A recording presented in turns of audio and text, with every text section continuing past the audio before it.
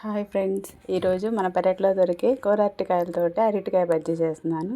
ఎలా చేయాలో చూసేయండి ఒకసారి.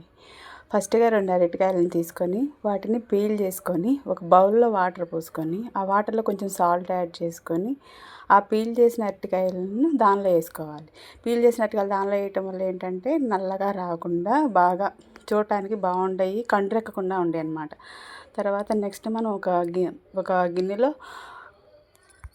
శనగపిండిని తీసుకొని దానిలో మనకి ఒక టేబుల్ స్పూన్ సాల్ట్, ఒక టేబుల్ స్పూన్ సోడా ఉప్పుని యాడ్ చేసుకొని మొత్తం మిక్స్ చేసుకోవాలి. సోడా ఉప్పుని సాల్ట్ని రెండింటిని మిక్స్ చేసుకొని దానిలో ఒక టేబుల్ స్పూన్ కారం కూడా యాడ్ చేసుకోవాలి. ఇక్కడ కారం నేను యాడ్ చేసింది స్కిప్ అయిపోయింది అనమాట. మీరు యాడ్ చేసుకోండి, చాలా బాగుంటుంది. కొంచెం 1 టేబుల్ స్పూన్ కారం యాడ్ చేసుకోవటం వల్ల మొత్తం మిక్స్ చేసుకొని మనకు సరిపోయినన్ని వాటర్ పోసుకోవాలి. ఒక గ్లాస్తో వాటర్ తీసుకొని కొంచెం కొంచెంగా పోసుకుంటూ దాన్ని కలుపుకుంటూ ఉండాలి.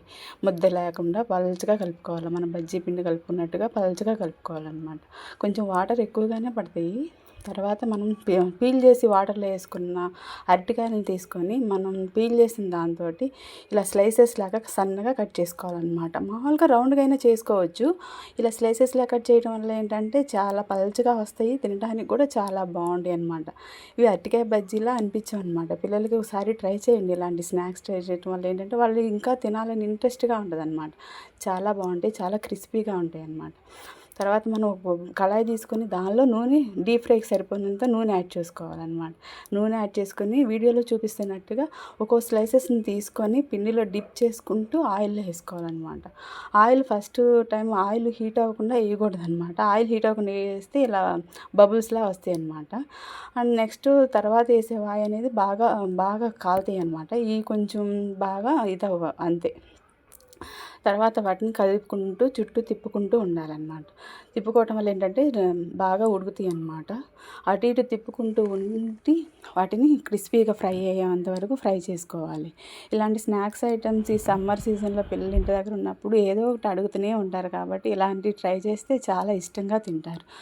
మీ కనుక ఈ వీడియో కనుక నచ్చినట్టయితే దయచేసి సబ్స్క్రైబ్ చేసుకోండి, మీ ఫ్రెండ్స్కి షేర్ చేయండి. ఇలాంటి వీడియోస్ కోసం మన ఛానల్ని సబ్స్క్రైబ్ చేసుకోండి. మీకు నచ్చినట్టయితే ప్లీజ్ లైక్, షేర్, సబ్స్క్రైబ్. మీ అరటికాయ బజ్జీ ఎలా ఉందనేది మీరు కామెంట్ రూపంలో మాకు చెప్పాలన్నమాట. ఓకే ఫ్రెండ్స్, ఒకసారి ఇలా ట్రై చేసి చూడండి. కొత్తగా వెరైటీగా ఉంటుంది, చాలా ఈజీ ప్రాసెస్ అన్నమాట. Okay friends.